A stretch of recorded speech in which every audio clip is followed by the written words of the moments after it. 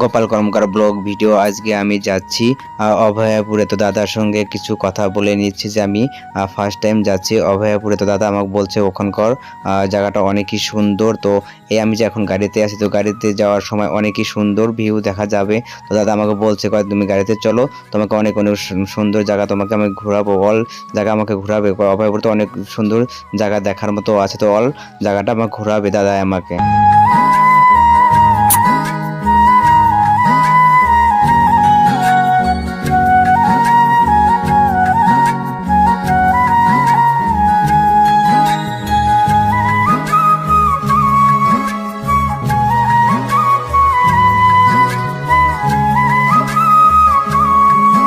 Already আমি গাড়ি থেকে এখন নেমে গেলাম। তো তো গাড়িতে অনেকক্ষণ থাকা হয়, তো তো তো খিদা পেয়ে গেছে। এখন কী করবো, তো সামনে দেখি হোটেল পেয়ে গেলাম। তখন আগে হোটেলের নাম হচ্ছে জয় মা কালী হোটেল। তো এখানে কিছু খাওয়া দাওয়া করে আমরা ঘুরতে আবার বের হব। তো আমি ধীরে ধীরে যাচ্ছি হোটেলের দিকে।